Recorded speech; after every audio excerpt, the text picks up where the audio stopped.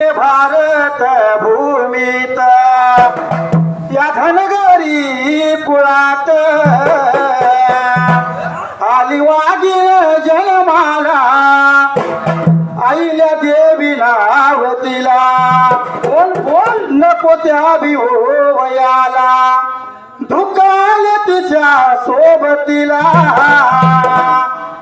विचार मल्हार सासऱ्यान केला पोटचा मुलगा मानला तिला होती सतीची ती चाल मानलं पोटच तिला हो मुल हाती देऊनी तलवार पाठी लावली ती ढाल होय केला मंदिरांचा जीर्णोद्धार अशी आल्या देवी होळकर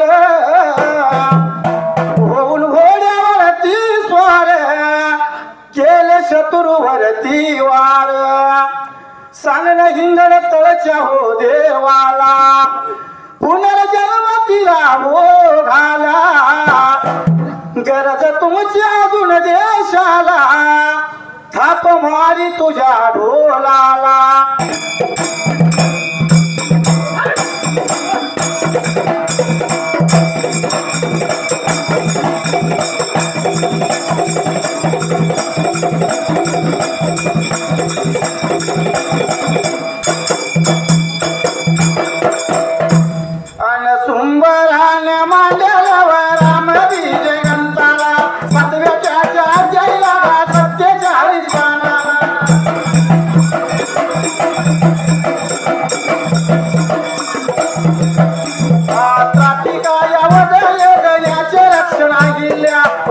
सीता जन्म कथन झालं त्याच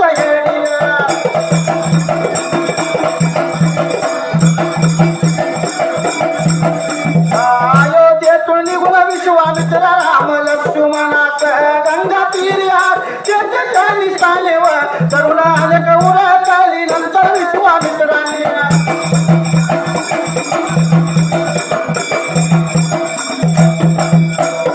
राम लक्ष्मणाचा धनुर विद्येचा उपदेश दिलावा कारण पूर्वाश्रमी विश्वामित्र शक्य होते व जन्मा तो याद होता यावेळी धनुर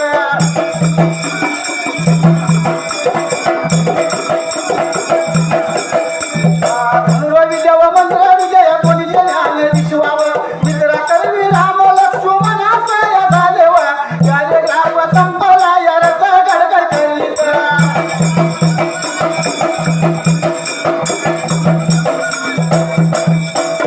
गडगड करीत निघाला रस्ता क्रमू लागला तेव्हा विश्वामित्र रामचे मन पाण्या करता म्हणाले रामा या मार्गाचे चालण्यापेक्षा दुसऱ्या वाटेला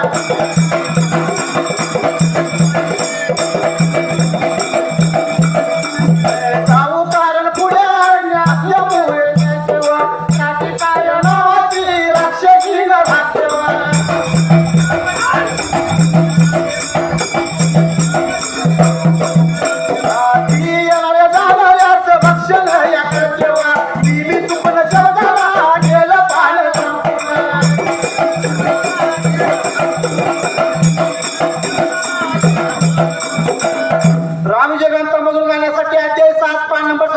अध्यायाची सुरुवात उजव्या हाताला प्राचीन अवध सोलप्राम यज्ञाचे लक्ष्य सोलप्राम अहिल्या द्वार सोलप्राम सीताद्या जन्मद्यास तत्तन सरळ पूर्ण 8 शब्दाचं हिडिंग पूर्ण आहे. अयोध्येतून निघून विश्वामित्र राम लक्ष्मणासह गंगा तीरे आले. तेथे त्यांनी स्नाने करून आणि पुरवल्यानंतर विश्वामित्राने राम लक्ष्मणास धनुर्विद्येचा उपदेश दिला. कारण पूर्वाश्रमी विश्वामित्र क्षत्रिय होते त्यांना तो अधिकार होता. या धनुर्विद्या व मंत्रविद्या या दोन्हीचे ज्ञान विश्वामित्राकडे राम लक्ष्मणास झाले. श्रावणीचा तडगा पूर्ण आहे. रथ गडगड करीत निघाला रस्ता आक्रमू लागला तेव्हा विश्वामित्र रामाचे मन पाहण्याकरता म्हणाले सोलग्राम अवतरणचे नाथ रामा सोलग्राम या मार्गाचे चालण्यापेक्षा दुसऱ्या वाटेने जाऊ कारण पुढे अरण्य असून ते त्राटिका नावाची राक्षसी राहते ती येणाऱ्या जाणाऱ्या रक्षण करते. मी चुकून शब्दाला 47 पान संपला 48 पानाला डाव्या हाताला तुम्हाला या इकडून एवढा आता तोरा करून दुसरी करून जाऊ नये भाषण ऐकून भाषण या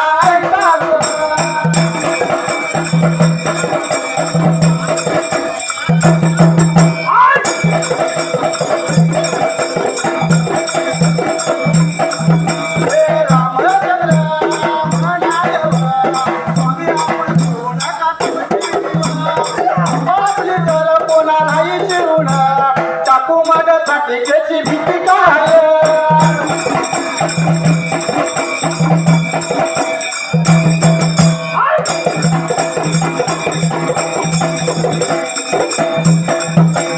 हे बोल ऐकून विश्वाय मित्राचा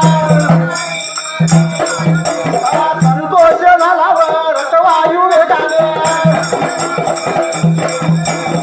निघाला तो टाटकेचे हिंदोळका हारण्य लागले तेव्हा विश्वामित्र म्हणाले रामा समजा टाटकाच आपणावर इतक्यात एक भयानक गर्जना गर्जना आलीव गर्जना आलीव तेव्हा विश्वामित्र म्हणाले रामावर संभाळ टाटिकाच आपणावर धावून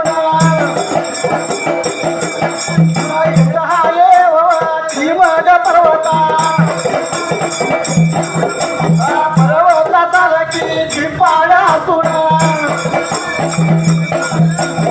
चांदीला हातर हातीचे बळ आहे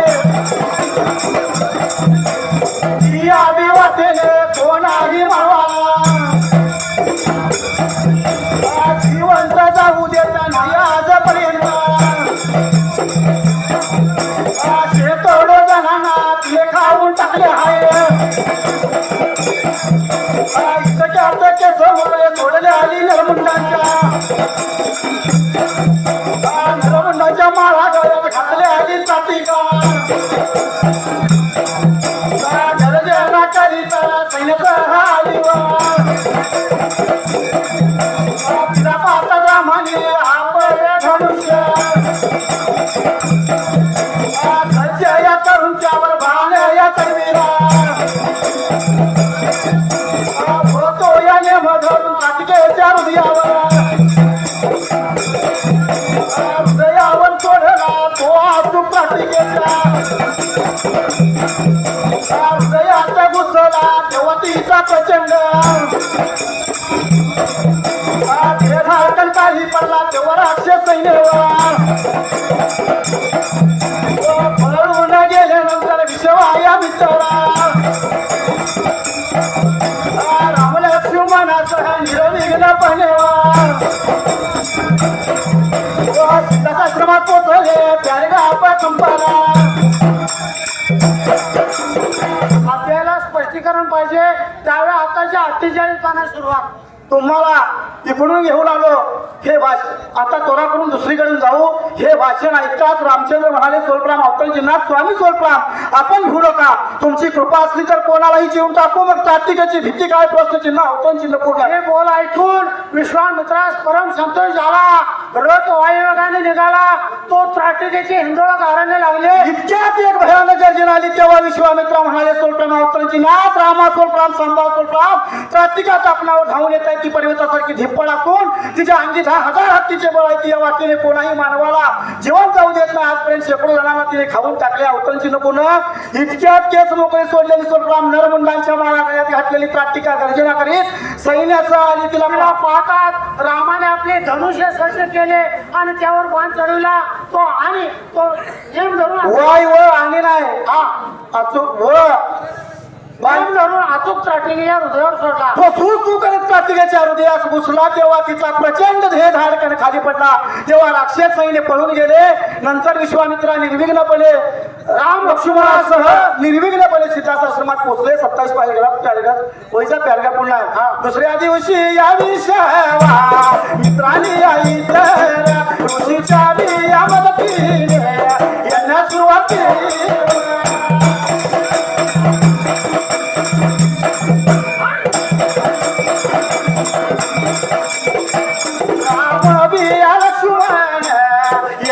रक्षण ऋषा देव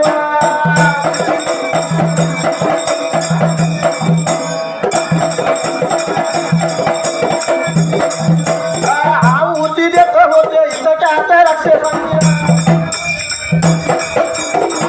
दुसऱ्या दिवशी विश्वामित्राने आणि इतर ऋषींच्या मदतीने यज्ञास सुरुवात केली. राम लक्ष्मण यज्ञाचे रक्षण करण्यास ठेवले. यज्ञात ऋषी आहुती देत होते. इतक्यात राक्षसांचे 48 पान संपले. 49 पानाला उजव्यात आला. प्रचंड या सेना भया यज्ञाचा दिवस करण्यासाठी आली त्या विषयात मारीचे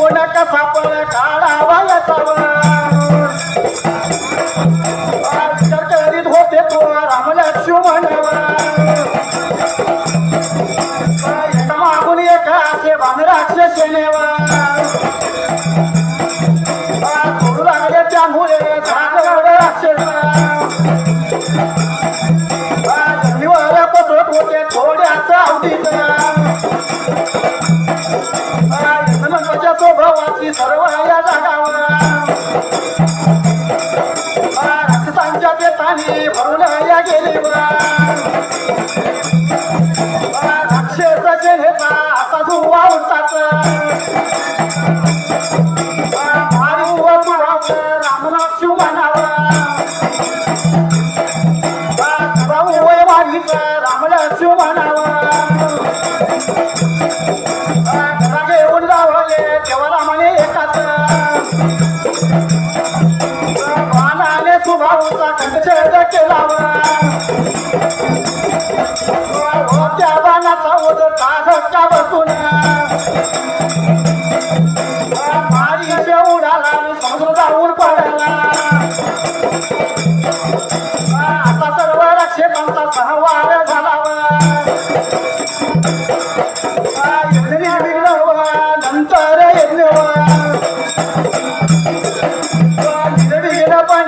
संपाला ऋषी मंडळीने रामाचा जय जयकार केला त्यांना आशीर्वाद दिले व पॅरेग्राफ संपला. उजव्या हाताच्या 49 पानाची सुरुवात राक्षस सेना यज्ञाचा विध्वंस करण्यासाठी यात राक्षसांची आहे. त्यात राक्षसांची प्रचंड सेना विध्वंस यज्ञाचा विध्वंस करण्यासाठी आली. त्या सेनेत मारीच व सुभाव नावाचे 2 राक्षस मुख्य होते. ते विश्वामित्राच्या यज्ञास विघ्न करू लागले. आपण सेनेपुढे लहान तास दिसत असलेली मुले स्वरूपराम राम लक्ष्मण हे दोघे काय करणार म्हणून ऋषीगण चिंता करू लागले. त्यांचे लक्ष यज्ञाकडे लागेना. ते भीतीग्रस्त होऊन कसा पळ काढावा याचा विचार करीत होते. तो राम लक्ष्मण एका मागून एक अशी बाण राक्षस सेनेवर सोडू लागले. धडाधड राक्षस जमिनीवर कोसळत होते. थोड्याच अवधीत यज्ञ मंडपाच्या स्वभावाची जागा राक्षसांच्या प्रेताने भरून गेली. राक्षस सेनेचा असा धोवा उठताच सुभाव व मारीच राम लक्ष्मणाला गदा घेऊन धावले. रामाने एकाच बाणाने सुभावचा कंछेद केला व त्या बाणाचा ओझरच्या धक्कापासून मारीच उडाला. तो समुद्रात पडला. असा सर्व राक्षसांचा संहार झाला. नंतर यज्ञ निर्भीकपणे संपला. ऋषी मंडळी रामाचा जय जयकार करून त्यांना आशीर्वाद दिले. विषय वाया मित्रा राम लक्ष्मणाचा अयोध्येत पोचवण्याचा विचार करीत होते.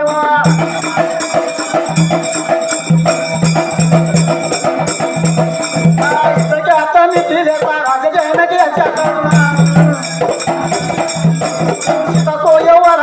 येण्याबद्दल विश्वामित्रात बोलावले आले विश्वामित्रा. दिवसी जाण्याचा चकारा निघाले वाटेत अनेक या ऋषींचे आश्रमाला लागले प्रत्येकाने राम लक्ष्मण करुणाच सत्कार केला या शिवरायांना. विश्वामित्र आता राम लक्ष्मणास अयोध्येस पोहोचवण्याचा विचार करत होते. इतक्यात मिथिलेचा राजा जनक याच्याकडून सीता स्वयंवरास येण्याबद्दल विश्वामित्रास बोलावलेले. विश्वामित्र दुसऱ्या दिवशी जाण्यास पान पलटू नका थांबाते. राम जे म्हणत पान पलटू नका त्या डाव्याचा एका बारीक अक्षरात श्री पूर्णाम राग पूर्णाम व्ही पूर्णाम तर 4 टिंबात 4 आकडा 49 पान सपलं 50 पानाला डाव्या हाताला निघाले. वाटतील अनेक ऋषी आश्रम लावले. प्रत्येकाने राम लक्ष्मणाची पूजा करून आता सत्कार केला. सावित्रा कर्ग पूर्ण प्रत्येक एवढ्याचा तर होता म्हणजे आता त्यांना श्री रामती या प्रचंड पाण्यात निघाले तोच रामाच्या पायाने उडाले धुळीचे घनते आयाची त्या मोक्याची त्या मगाची नाही शिवून एका सुंदर एका सुंदर तिरी उत्पन्न झाली पिंडेवा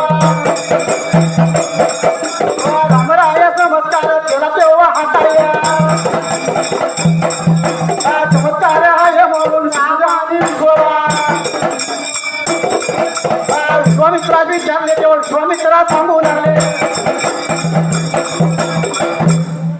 जर तेवढं जात होता रस्त्यात त्यांना शिळा लागली. श्रीरामची प्रचंड शिळा पाण्यास निघाली. तोच रामाच्या पायाने उडाले धुळीचे कण त्या शिळेवर पडले. त्याबरोबर ती शिळा नाही शिवून त्याची एक सुंदर स्त्री उत्पन्न झाली. त्या स्त्रीने प्रभू रामराया नमस्कार केला.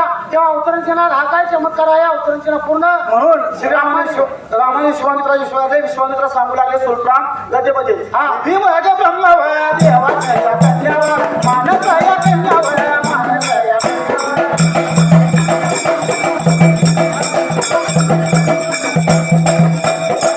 ब्रह्मदेवाची प्रवाची कन्या ऋषीची पतीच्या शापाने झाली होती. आता तुझ्या कृपेने तुझा उद्धार झाला. संपूर्ण गोष्ट चांगले असं श्रीरामाने विश्वामित्रा सांगितले. विश्वामित्रा सांगू लागले ही ब्रह्मदेवाची पत्नी आईला अत्यंत सुंदर मागणी घातली. ब्रह्मदेवाने पणमाग लावला दोन प्रहारात पृथ्वीला प्रदक्षिणा घालून सर्वांच्या पुढे मग येईल.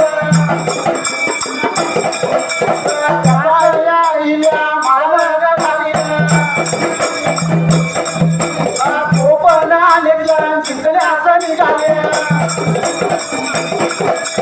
त्यामध्ये सर्वात हिरवडे होता. देवा या गंधर्व ऋषी पळू लागले. त्यामुळे या गंधर्व सर्वांग होता. त्याच या दिवशी गौतम ऋषी गंगेचे विधियुक्त सांगया करुणा घरी येत असता एकदा गौतम ऋषीच्या गोपाया